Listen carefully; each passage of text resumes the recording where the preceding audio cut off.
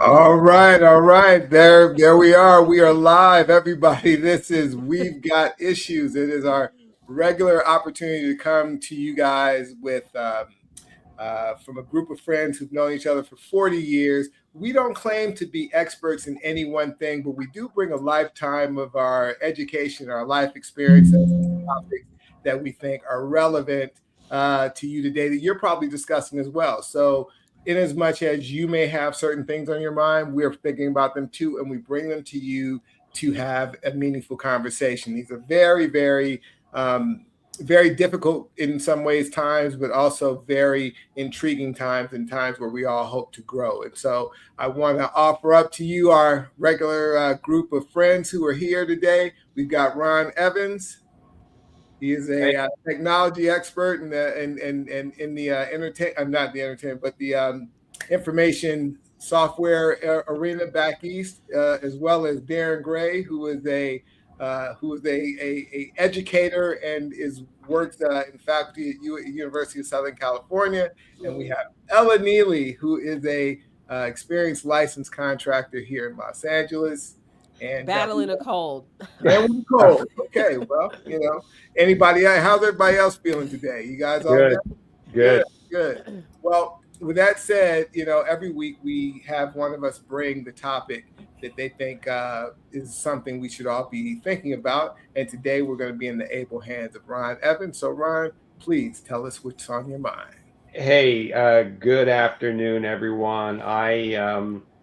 I'm also looking at the world and what's going on, what's been going on. No matter what side of the aisle you're on, you may feel a certain way about what's happening in the world, both outside this country and inside. And it's a question I have that Darren actually has raised it over the past year on these podcasts. And the topic that he raised is what happened where our generation is enjoying the shade provided by those before us, and we somehow have not done anything ourselves. And there was a text chain in the fellas chat that I found interesting. And Nick, I think you have a clip that will describe Scott Galloway's initiative. Gotcha. You can just show that. Okay.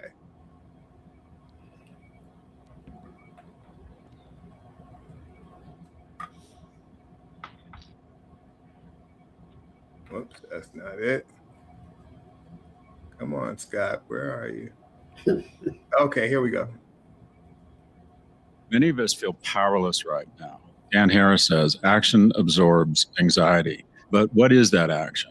The Trump administration doesn't respond to outrage. It responds to economic signals. When stock prices fall, when GDP looks threatened, when interest rates increase, all of a sudden we see very crisp walking back of the president's plans. We have a $30 trillion economy, and roughly 70% of it is driven by consumer spending. That is our secret weapon. Small, coordinated changes can move GDP. And when GDP moves, decisions get made.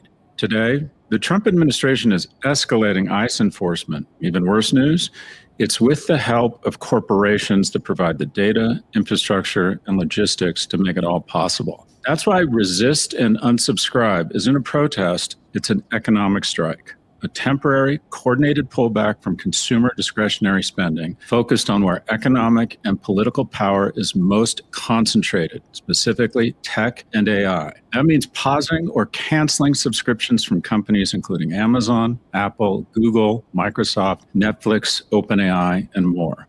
We've built a website that makes it easy to maximize your impact. Go to resistandunsubscribe.com and take action. The most radical action in a capitalist society is non-participation. If you agree with us, don't like and subscribe. Resist and unsubscribe. Thanks for your time.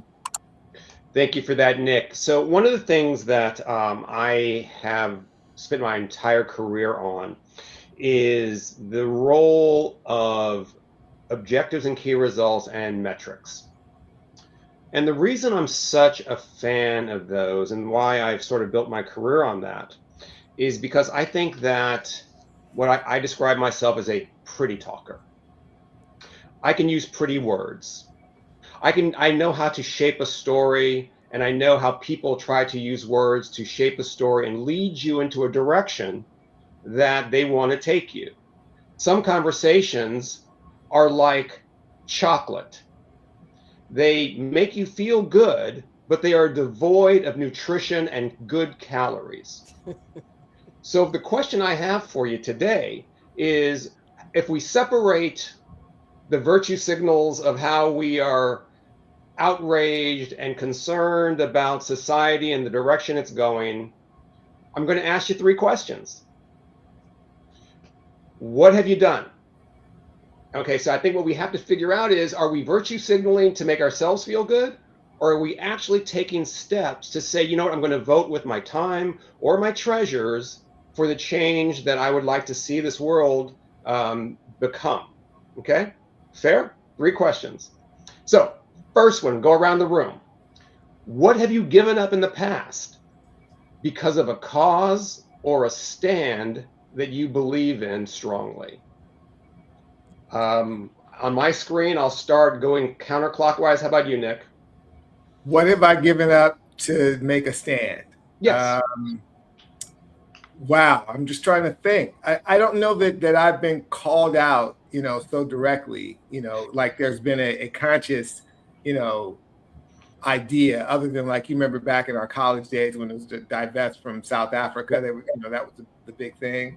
I'm having trouble trying to think of something that I have been called or I decided to not do, or to not participate in, to create a change. There have been things that I have done proactively, but not withdrawn myself from, in that way.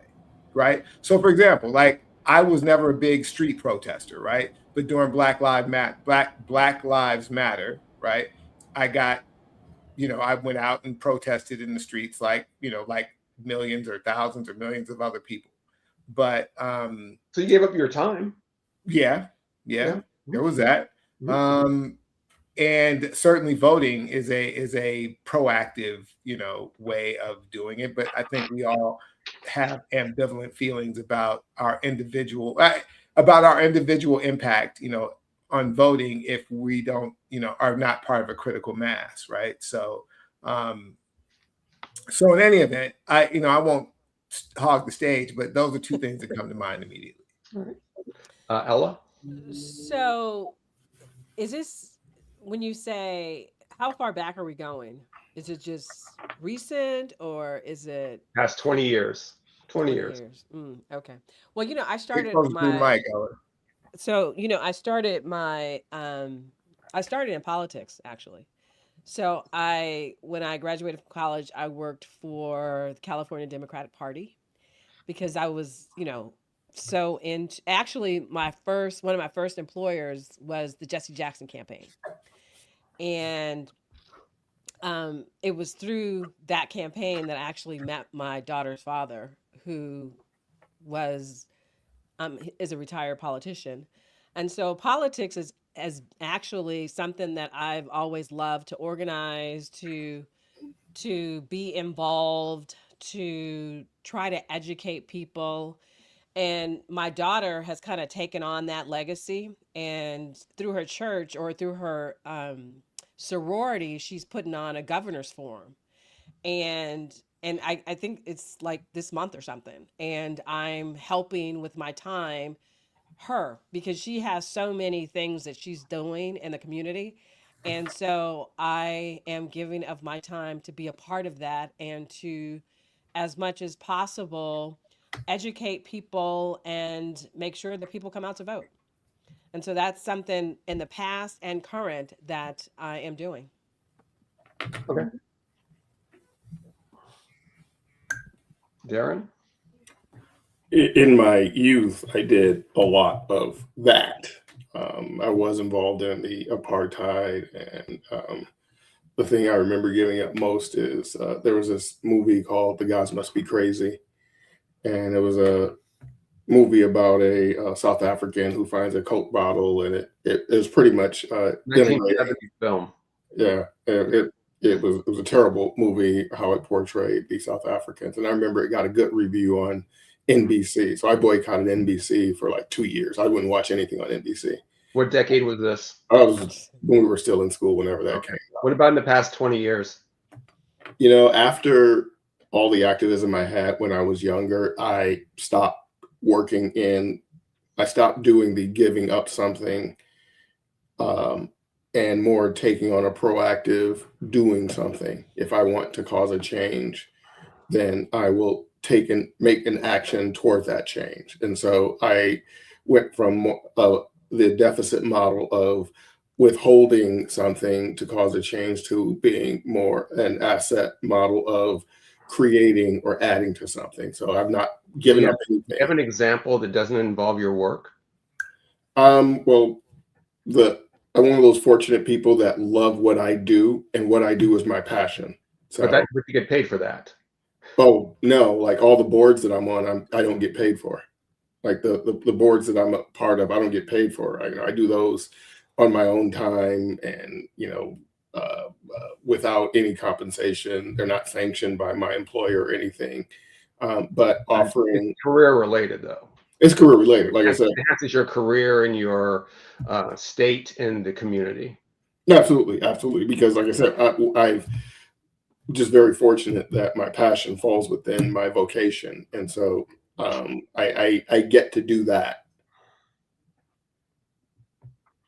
Okay, all right. Are you judging us now, Ron? Is that No. I'm again. I love pretty words, but they're like chocolate cake sometimes. And okay, I'm good. It is what it is. So I want to say something. So one of the things that I think is that, like, when you're younger, you have more time. Mhm. When you start getting responsibilities, when you start getting a family, unless of course it's something that you're really passionate about, then you don't have as much time to devote to these causes. And so typically when people are in a cause, it's because they have some kind of personal relationship to it, or it's something that they're passionate about. And so that's kind of how I felt in politics. I did it for, let's say, 10 years. And I just realized that unless, of course, you had a lot of money, that it was kind of really hard to make a change, make a substantive change. And so I said, let me go out and make some money so I can come back and really do something. Mhm. And for me, it was more. I saw the return on investment in terms of effectiveness. I see a lot of performative, virtual signaling, activism or keyboard activism that actually doesn't do anything, but it makes people feel better, and that has its benefits as well. And so, rather than engaging in that, I decided to engage in things that I could see an impact. What's an example of keyboard activism so we have a common nomenclature? Turning people's profiles all black during the Black Lives Matter, the hashtag activism that makes you feel like you've contributed, but in fact, you're adding to the algorithm. So you're not really contributing. You're actually contributing to the side that you claim you're opposed to. Yeah, I agree with you. There's no sacrifice. What's the old joke? Do you know what the difference is between a pig and a cow at breakfast? I'm sorry, a pig and a chicken. The chicken is involved, but the pig is committed. And yeah, I agree with you on that the virtue signaling of the all black, that's something that really doesn't help. The clip that we watched was an example of a very painless way to contribute to a cause that hits the tech bros. I disagree. It's it's performative. I mean, you benefit from that, right? You're not paying the subscription, so you save money, you have more time. Yeah. I don't see that. You want to show me that you're really committed, get rid of your high-speed internet and get rid of your smartphone and get a regular flip phone. That will stop all of it. You're no longer doing commerce, you're no longer engaging. All of it's done now. Yeah, And go ahead. but that costs you, right? Yeah. You know, now you have to do more things without contributing to, like, if you still have your high-speed internet, you're still contributing to the internet provider. If you still have your smartphone, you're still contributing to the cell phone company. So you want to show that you're really going to unsubscribe, then really do it. Get rid of your high-speed internet. Don't do it at work. Only do work stuff at work, and get rid of your smartphone so that you're not tempted to go onto a social media or whatever site on your phone. You can still have your phone for practical use. Yeah. But these are all businesses. I mean, you're still impacting businesses. It's just a different business. Yeah. Yeah. Yeah. I mean, Darren, the way you frame arguments is very interesting. Because if we say that you can make a small step, you immediately go to a binary all or nothing conclusion where you either do everything or you do nothing at all, and you just sit here and enjoy the comforts that you have. And there is a middle ground. And I think that's what you're missing. I don't agree that there's a middle ground. I think people, it's sort of like the middle class. I think it's a construct because there was no middle ground during the civil rights movement. There was no middle ground. Yes, there was. No, there was no middle ground. If you were either participating or you were not. No. Or you're sitting on the side. The middle ground helps the oppressors. False dichotomy. Okay. The middle ground helps the oppressors. No, Darren, you're totally misframing it. The middle ground was Dr. Martin Luther King. Because, may I finish my thought? I know where it's headed. Okay. The middle ground was Dr. Martin Luther King, because for Martin Luther King, you either dealt with him or you dealt with Malcolm X and the Nation of Islam. There was a violent threat that you either dealt with the moderate or you dealt with the radical. Okay. When you think about the marches through the South, okay, you think about people singing Kumbaya and marching for television. You don't think about the deacons of justice that were Black people that were well armed, that walked in front of the marchers to make sure there weren't any people with sniper rifles that were going to pick off the marchers. There's always an extreme. The nation chose to deal with the moderate, which was Martin Luther King. Yeah, I have to agree with you on that point, Ron.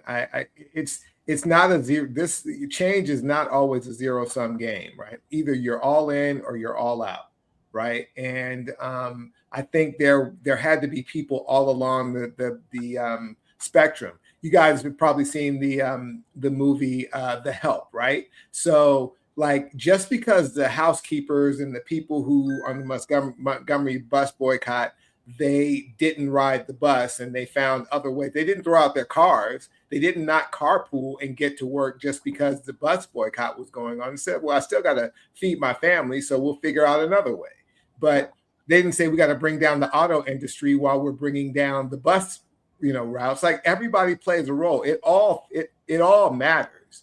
And to your points about the performative nature of, like, blacking out your screen for Black Lives Matter or the keyboard warrior justice, some of it, I agree, is performative, but I think it all matters. I think even if it's feeding the algorithm, but other people are picking up on it and it maybe inspires somebody else to do something else, it all matters, on some level. Mm-hmm. Well, it mattered when I disconnected my Hulu about the Jimmy Kimmel. And so they lost a lot of money with that. And so it matters. Mm-hmm. Every little small step matters. It doesn't have to be a big something. It's just, that's right. It's everything put together. Right. Okay, well, let me pose this then. Are you asking the question to understand or to argue right now? To understand. Okay. To understand. Okay. When you say everything matters, how do you measure that? That it mattered or impacted? How are you measuring that? Because it touched somebody. it had a reaction. It could be a small reaction. Yeah. It mattered. It doesn't have to be big and astronomical. It's every small thing matters. Every step you take matters. It could be It I'll a all give you an matters. decline. example. I'll This give you an example, conversation Darren. matters. Yeah, you're right. You're right, Ella. Completely agree. You know, I think what you're looking at, Darren, is the outcome, right? If it doesn't produce an outcome, did it matter, right? I think that sometimes the arc of the movement, the arc of change seems slow and maybe not even occurring. But I think that you have to have motions big and small in order to get where you're going. Let's look at Project 2025. There were probably people who thought like 10, 15, 20 years ago, whenever that idea first started to germinate, like, what difference does it make if you have a white paper about this thing that we want to do or whatever? We'll never be able to do it. And then suddenly the ground was laid that led to someone getting in power where that idea could now take traction. And now it's the reality that we're living in, right? Mhm. You don't know where your actions are going to lead. You just know that you have to take action that you feel inspired to do. Mm-hmm. Mm-hmm. Yeah. Go ahead, Darren. Oh, no, I was done. I was done. I don't want to get too astray from Ron's point. Right. Well, my point is, and I think Ella said it perfectly, is every small change matters. It's the butterfly effect. You have no idea what's going to happen, but if you are contributing to it, you're making an effort and you're taking a stand against something that you don't believe in. If you don't believe in the policies of ICE, then you take a small stand. Is it going? Did it get them all out of Minneapolis? Don't know. Did the killings do it? Probably did. But if people are saying, and if Scott Galloway in the opening video are leading a cause and they're putting their neck on the line to say, I believe in this, and I'll deal with the advertisers that don't want to advertise on Pivot or the Prof G marketplace or whatever, he is saying, I'm going to vote with my time and my treasures to take this stand. Whether I know the outcome is going to be successful or not, I'm willing to take the journey. And what I'm not hearing is something in the past 20, 25 years, Darren, where you've said, you know what? I'm actually going to take a stand. I don't know the outcome. I'm not divine, but I am bothered by this enough to say, I'm going to stop talking and start executing on something, even if it's just shutting off Netflix, which is what caused this conversation. How hard is it to turn off Netflix? Or YouTube Premium?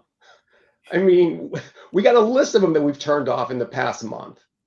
How hard is that to take a stand? I'm not asking you to go protest. I'm just asking you to put your actions where your good words are. So let me also say that I was helping this candidate run for office. And so then I said, okay, well, I'm going to call 10 people, and then that person will call 10 people, and then that person will call 10 people. And so, you know, it's a compound effect, and it's by one person doing something that touches others, and then it just compounds. And so So that's you how didn't say, Ella, what is the good of calling 10 people? It probably won't mean anything. You said no, 10 times 10 times 10. But that's a proactive action. That's doing something. That's not unsubscribing. That's not unsubscribing is yourself. doing something. It's actually doing something. And that's what I said. That's what I said. Over the last 20 years, my actions have been to do something. And you know, I if people feel like boycotting or not buying a particular car model, or that's perfectly fine for, you know, whatever it is that makes them feel like they're contributing.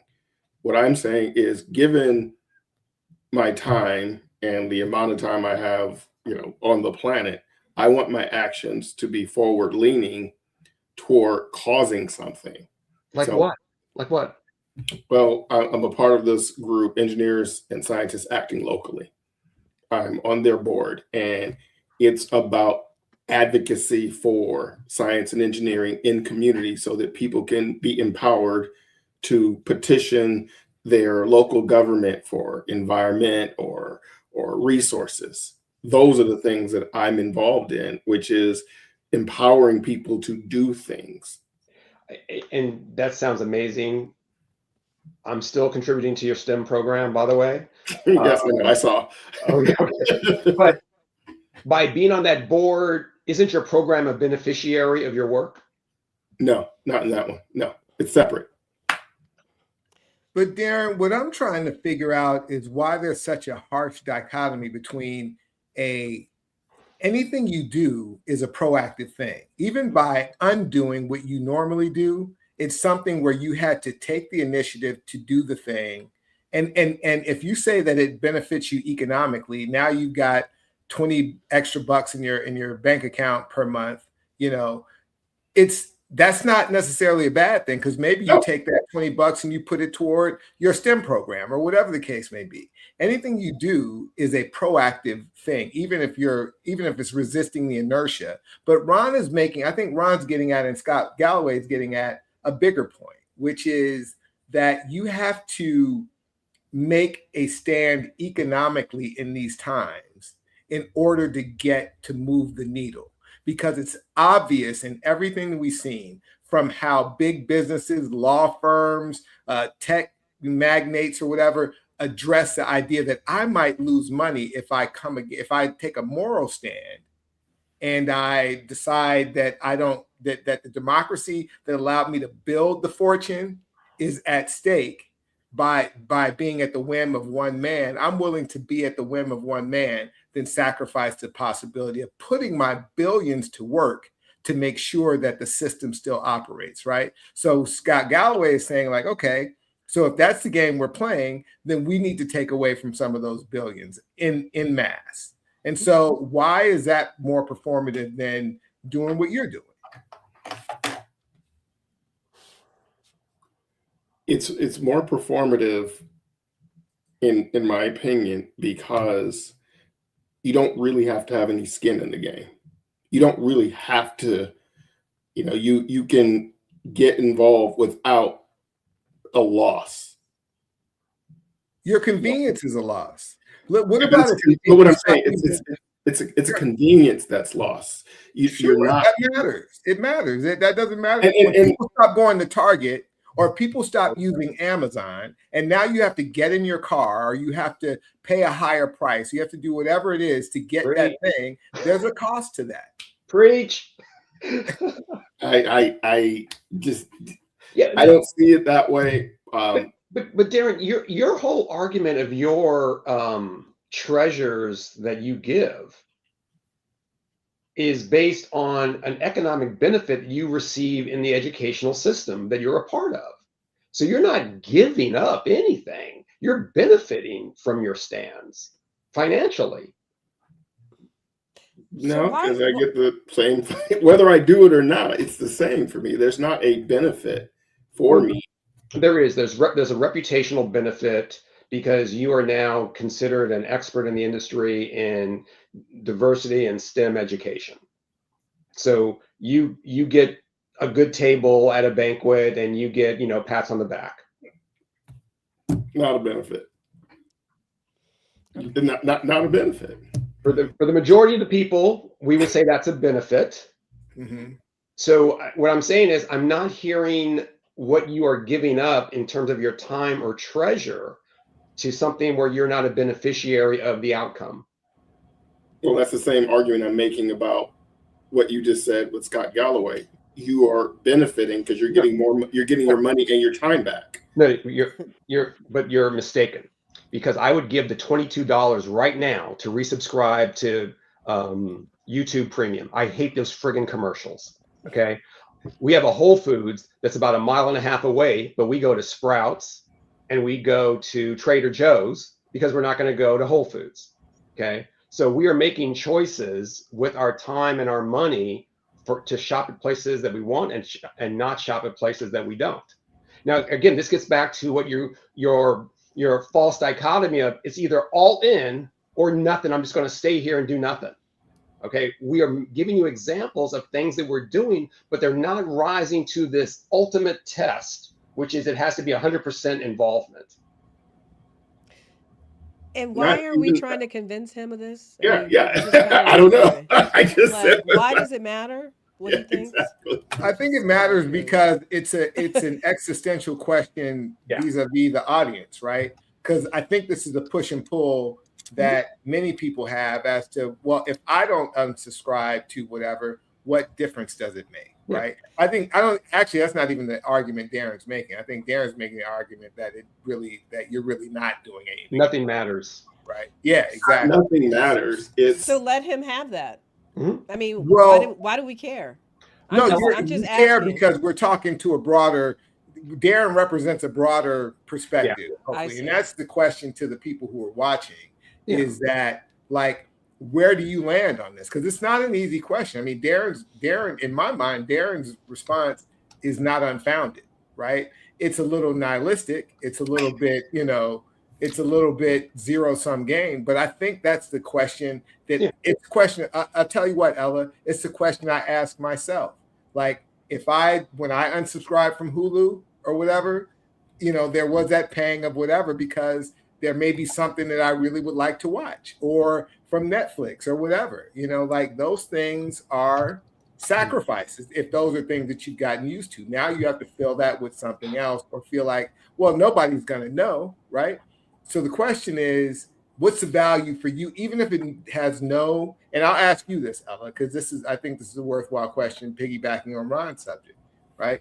If nobody knows that you did the thing, how important is it to you? And if nothing ever changes as a result, was it worth doing it for you? Yeah, definitely. I mean, I didn't do it for other people. I did it for myself. That's right. So it's not about what somebody knows. It's about what is important to me. And so you might not ever know all the things that I do, but I'm standing firm on whatever it is that I'm standing firm on. Right. And Ella, I agree with you. And, one of the examples I gave sometime last year is our family. So we sold our positions in Amazon and in Tesla because we didn't believe in the direction those companies were headed. Darren says, okay, but did you give all the money away? See, and this is another example of that false dichotomy where if you do a deed, if I can poke a hole in it and show that it wasn't the ultimate sacrifice, then the sacrifice wasn't worth it at all. Tell me if I'm misstating what you said, Darren. No, he said let go of S&P too, because they're a part of that. Yeah, exactly. So the thing is, it's not that your sacrifice isn't worth noting.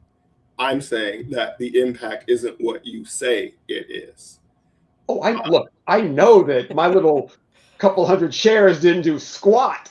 Yes, but it did do something. Don't believe what he's talking about. It did something for you. It did something for you. It did something for you, and that's what I'm saying. When we got rid of the and it did something for the company too. Yes. Because they want as many shares as they can get, period. Every share matters. Right. But and again, that's why, and as Nick is saying, this isn't about Darren per se. It's about people that virtue signal, but that you can't figure out, okay, well, but what exactly are you doing to show that your deeds align with your words? And I think that's what I'm just trying to tug on right now. Well, I'll give you a for instance with your Whole Foods example. This is going to be a counter argument to why it doesn't matter, right? No, it's not a counter argument. It's why I have issues with the whole sense of what you're saying. Okay. It's sort of like when people would say, we're not going to buy gas on Wednesday to show the oil companies. Well, you're going to buy it on Thursday. So, it's that's not what he said. He doesn't know that. But that's what I'm saying. No, stop. Well, let me finish. You're not letting me finish my thought. So, Whole Foods, bad, but Sprouts and Trader Joe's have also had some issues that deal with labor, racism. And so you're saying I'm not going to spend money at Amazon because I don't like their support here, but I am going to spend money at these companies that are anti-union, Yeah. that have issues of race and harassment in their workplace. And to me, it's like you're just choosing your poison. Sarah, I love you, man. I love you because you are so predictable. You did exactly what I've been saying you've been doing. If you take a stand, you're going to find a reason that the stand should be undermined and it isn't worthy of you doing anything. Therefore, I'm going to regress to doing nothing. You went to Google or Chat GPT, and then you saw that you searched on on Sprouts and Trader Joe's, you found some information that you thought, those are nice arrows for my quiver. I'm going to launch them and I'm going to undermine your argument, which is exactly what you do, which is you don't want to have this middle ground. You want it all or nothing, and it's nothing. Therefore, I'm just going to stay doing what I'm doing. No, what I'm saying is whatever steps you're taking, because of the system that we're in, we are rearranging chairs on the Titanic. And that's what my point is. We're rearranging chairs on the Titanic. Your point, the end game of your point is, therefore, I'm not going to do anything. Because the only thing you're giving that you've been doing is drawing a paycheck, working in academia, and furthering your career through boards. Okay. Right. It's almost like Darren is caught between rearranging the deck chairs on the Titanic and the people who were fiddling while Rome was burning, right? So either way, it's going down. So either you're going to be furiously rearranging deck chairs, or you're just going to act like it's not happening while it burns down around you. It sounds like Darren rather just act like it's not happening while it burns down around you. I'm going to be in the band playing while the ship goes down. And see, right. all I'm asking, and I know this is a painful conversation, but you started in the fellas chat, so that you get what you get. All I'm asking you to do, man, is think about there are small steps we can take. Again, Elon Musk and Jeff Bezos doesn't give a squat about us selling their stock a year ago, okay? But it makes, as Ella said, it makes me feel good. I did something. And I'm perfectly fine with that. But what are you doing? Is all we're asking is look in the mirror and ask yourself, what am I doing to show that my words and my deeds are aligned? Yes, to show. To yourself, not to the world, but to yourself. To the world. We've made it very clear it's not for the world, it's for you. What do you, I mean, we can't even get you to cancel Netflix. I mean, because I don't see like Darren, not saying it what isn't right for Ron. Darren doesn't see the value in it. But what value? I get. But what is a cause that you will see value and you will do something other than just go to work and go to boards? Well, like I said, I'm one of those fortunate people that I get to work in a field. Like I can do other things and make a lot of money with my background. I choose not to. I choose to stay where I am and have for decades. I've had the ability, I've had offers. I could be doing something else and making a lot of money, but I choose to stay where I am because I can see the impact that I make. It's not a paycheck for me. If it were a paycheck, I'd go do something else and make 5 times what I make now. I could do that. I have the opportunity, the network, the skills. I have that. I just don't, because where I am now, I get to make that impact. So it's not me drawing a paycheck. I don't do it for the paycheck. I make a lot less doing what I do now than what I could on the open market. And when it's 5 o'clock and your day is over and you go home, that's the end of your causes until 8 o'clock the next morning? I work 7 days a week. You know what I'm saying? Well, no. What you said is when at the end of the 5. I don't. Okay. What you mean is at the end of the I apologize. At the end of your work day, is that the end of your cause? No. What causes do you have after your work day? Well, I go to meetings that are far past my work day. I work 14-hour days some days. I don't get paid to work 14-hour days. I work on weekends. I don't get paid to work on weekends. But this is for your job. Again, I'm not getting paid. That's what I'm saying. Well, we're all salaried. Well, I'm sorry, you and I are salaried. Ella and Nick aren't, but yeah, we're all salaried. Hey, salary, but if you're salary, you can work 40 hours and get the same pay whether you work 40 hours or 80 hours. It's the same thing. Yeah. So Right. it's not necessary for my employment. In my 40-hour work week, I do enough to excel in there, but doing more, being involved, going out into the community, having conversations with families, meeting with parents, talk to their kids about college, doing those types of things, those are not part of my job. Those are part of my passion. And I get to do that. Listen, Darren, we beat you up enough to Yeah.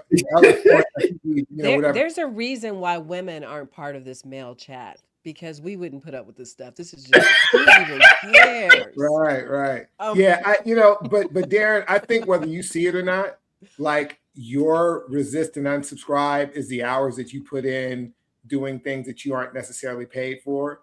And other people, who are watching this may have similar things, right? The question is for you guys, like, where does your convenience stop and your passion begins with sacrificing, right? Like, what are you willing to sacrifice in terms of your time and talent and treasure toward whatever change that you want to see? We're really interested to know. I'm sure Darren's not the only one that sees it the way he does, nor Ron or Ella or me, but we want to know what you guys think of it. And it's a worthwhile thing to consider.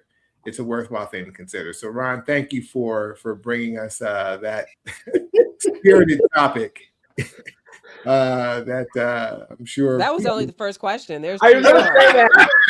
Well, I think, time being as it is, next time, Ron, don't drill Darren so hard, and we'll have more time to talk.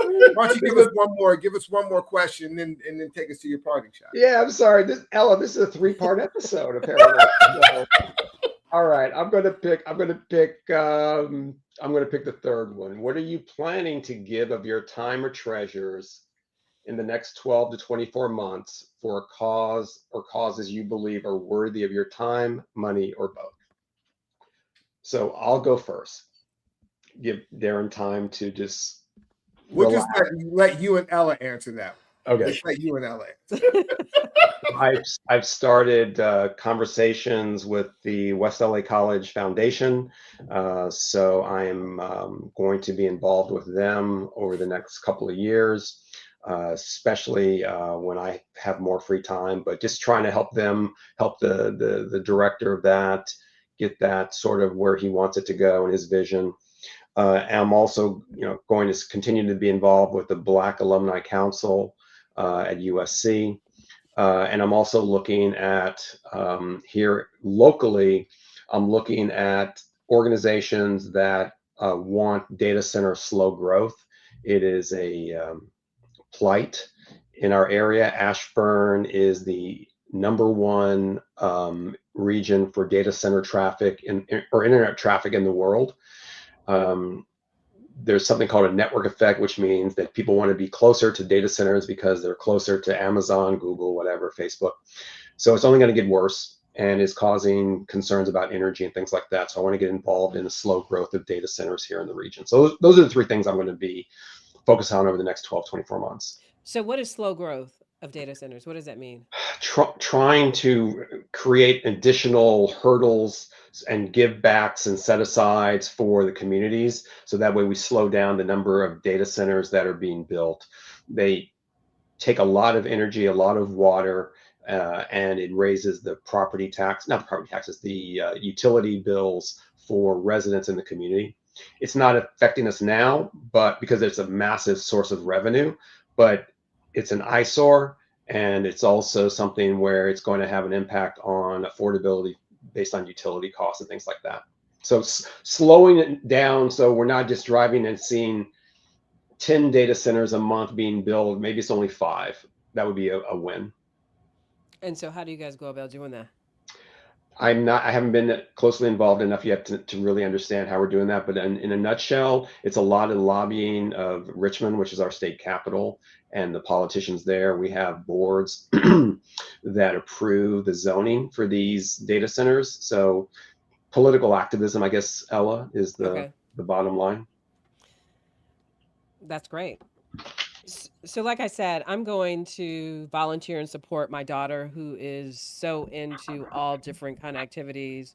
Like I said, she's part of an organization that's putting on a governor's forum in the next couple weeks. Um, through her her sorority, and all these other women of AT&T. They give away all kinds of scholarships and stuff, and I'm gonna give my time to her and her organizations because she's deeply rooted in it, and I live vicariously through her, and I want to support her and also, to help her. She needs help. She's always talking about needing help, so that's what I'm gonna do. And I'm going to binge watch across all of the streaming platforms. You're gonna level up to the highest subscription rate. Yeah, I'm going to get the YouTube Platinum. So you're gonna get a separate subscription for every member of the family. So that's yeah, great. we each are going to get one. Even my dog is going to have his own channel. That's what I'm going to do. Got it. I'm going to order extra stuff on Amazon this week, and I'm going to. We all plug in have to play the our role. Teslas. We all play our role there. All right, Ron. Well, I hope that was satisfying for you, man. You got some definitely pulled out the best, I think. Spirited conversation. Yes. And we hope you guys enjoyed as well. Gave you something to think about. So before we get out of here, Ron, tell us about your project shop today. So I want to show a clip on something very light. Can you run the clip on journaling, please? Got you. Hi guys! So today is a monumental occasion for me. I have completed my 2018 to 2022 A6 Hobonichi 5-year Techo. I bought this the first year that they came out, and I have used it every day since. So on the left, I wrote the main events of the day, and on the right, I wrote things that I was grateful for that happened that day, or my very favorite events of the day. I've used a variety of different inks, but no stickers and no other form of decoration, which is why it has retained quite a slimlined look, although it has been spotted with tea and besmirched with ink stains and all kinds of other dirt. This has been my loyal and constant companion over the past 5 years, and it's caught all kinds of crazy historical events and events in my life. And I've really enjoyed filling it in and haven't had any problems keeping up with it because I haven't had to write long form. It's just a list of bullet points, basically, so it's been easy. At the end of each year, I wrote the top events of the year, and it's done. Hi, guys. Yep. Nice. So I have my own 5-year journal that I started in January, and ironically, I was in LA, and you can't see it, but that's me and the girls. That's the fellas at our friend's 60th birthday party, and there she is coming in the door. And, I'm writing, something every day. And then each year you come back and you look at, oh, this is what was going on that day a year ago, 2 years ago, 3 years ago. And I think the reason I think it's fascinating and the reason I started it is because for all of us, the next 5 years, we don't know what is going to happen. Hopefully, we're all going to retire, although I know, Ella, you want to work till you drop, I believe. But there's a lot of life that's going to happen. And being able to journal it and say, here's what happened, here's what the journey was like. It's an amazing keepsake. And it's also a way to put perspective on, here's what happened today that I just don't want to forget. So highly recommend it. Journal it. We all have our story, and that's a way to write it down and reflect upon it later in life. Nice. Sweet. Anybody, Ella? I know you're a journaler too, right? Yeah, I journal every day. Do you Write it really? down. Oh yeah. I get up with, and see, I journal, and then also I have a gratitude journal. So when I wake up in the morning, I read these things and I, do my gratitude. And so I journal at night, and I keep it with me all day too. Yeah. Is it a small, like an A6 or a smaller No, one? it's Oprah's book actually. So I Okay. don't. So basically, it has weekly reflections. So I got this from Oprah, "The Life You Want," and Mm. so it has different kind of sayings and stuff, and it's for all. I don't know if you can see that, Yep. but yeah. So I like this because I like to get some inspiration, and I like to tag it with stuff and put sticky things on it and all that kind of stuff. The thing that I think about in terms of the journaling, and you probably have already thought about this, is at some point when we're not here anymore, Yeah. m- you know, many people, our kids would be like, "Oh, this is what was going on Hmm. in their life. I didn't know that. This is what they were dealing with." I've been converting from a digital journal to paper, and I'm in 2014 right now. Okay. I was unemployed.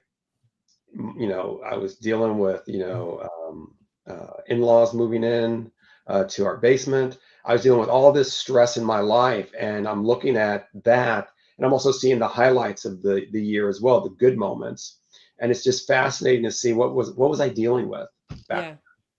What were you thinking about? What was important to you? Exactly. Yeah. Yep. Yep. So, Oh, Yeah. I joined the journal crew myself last year. So Wow. yeah, what? yeah. It is really transformative. in the whole tradition of Marcus Aurelius, right? Who's like the big Stoic. stoic, you know, the big stoic name drop that everyone does these years, where it talks about how, to your point, Ron, he had all these thoughts and wisdoms that he never thought was ever going to be published. To your point, it was something he was doing for himself, as the legend goes. And then after his death, it was discovered, and it became a tome for many people to be able to see the wisdom of a person who had great authority and power, and yet was very self-reflective. And so I know for me, I need to spend more time reflecting on my days, my thoughts, my experiences, and so forth. And that's kind of why I got into it too. Oh, So that's awesome. yeah, we We are are learning. learning stuff about each other that we didn't even know. There we go. There we go. So Yeah, it's a good day. I'm not into the analog journaling, but I do reflections. The OneDrive and Why Google are we surprised Photos. by that? Well, OneDrive and Google Photos sends me, the pictures for the day for the last however many years. I've got pictures going back, 10, 20 years. So it'll say on this day, and I get a chance to reflect.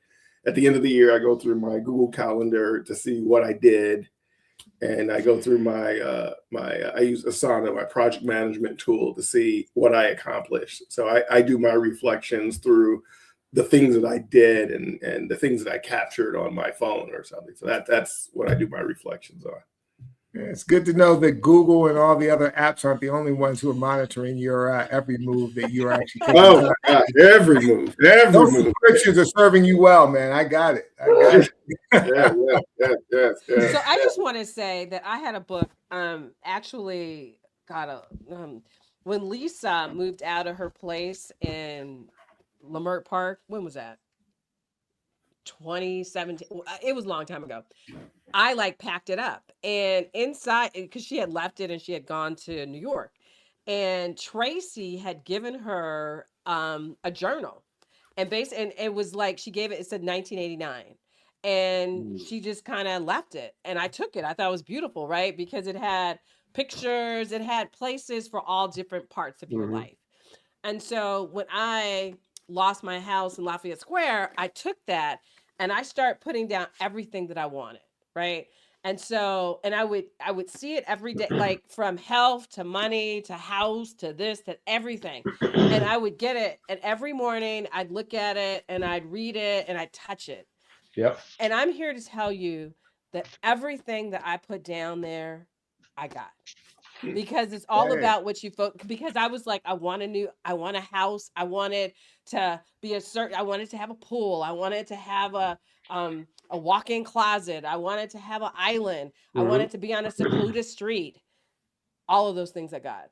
And so there's so much power to this. It's so much power to visualizing, because I did this particular one was pictures. And so then I talked about myself. I was like, I am beautiful. I am this, I am that. And every day I just touched it and I recited it and I just went forth, and all of that stuff came true. So it's just something to be said about really reflecting on what you want and putting it out there.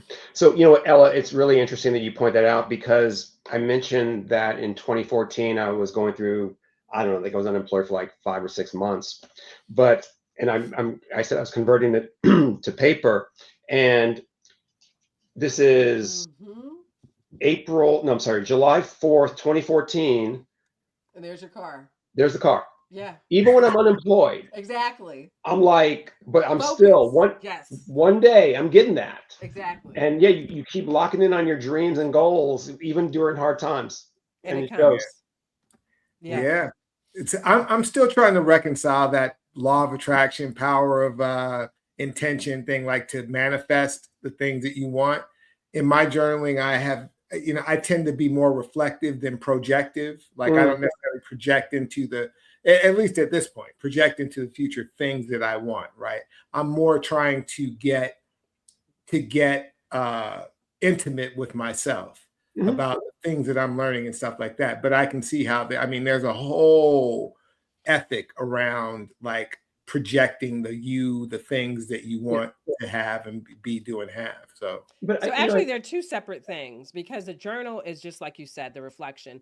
That's more of a storyboard, as something that you're looking for to do, and it's all about what you focus on. You get what you focus on, and so it's having those. It's focusing on it, and then you're just taking the small steps to get it done. So. Yeah. And I think the way I did it and the way I do it now is I'm like, what's on my mind today? So at some points it was like, you know what, I want that car. At other times it's like, got a rejection letter from here, got a rejection letter from here. It's whatever's in your life, I think, is important. That it doesn't have to be just only goals or only sorrow. It's whatever's going on that day in your life, because that's what matters. Right. There's no wrong way to no. Just be in your own space. So hopefully you guys who are I'm sure there's a lot of journalers out there, people who've dabbled or people who want to. So we're happy to hear how you approach the subject, and whether you feel like you've made breakthroughs on your own. So we welcome your thoughts and reflections and your comments, and we certainly hope that you guys will follow us and like and subscribe and share this episode, which we think has something for everybody. Whether you're a slave to technology like Darren, or whether you're a cord cutter like Ron, it's like there's always a room in the spectrum for all of us. So Ron, thank you for that great topic today, and Ella and Darren for your wise insights, and for all of you guys who are on this journey like we are. We certainly, again, hope you'll subscribe and keep up with us, and let us know what you're thinking. Let us know what topics you'd even like for us to cover in our own way. And we thank you for being with us. So, guys, with that, one thing for Ron. So someone once told me the cosmic joke of my life is my last name is Gray, and I only see in black and white. That's true. Yeah. That's true. You God played a real trick on you with that one. So you can change the story arc. That's the other part of it. That's the next sentence. That's it. You are who you choose to be. So yeah. So anyway, guys, we've held you long enough. Thanks again, and we will see you guys on the next time. Thanks for joining us. Bye.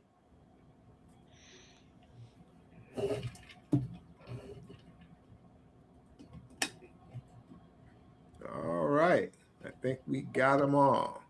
I think we're still live. Still says live.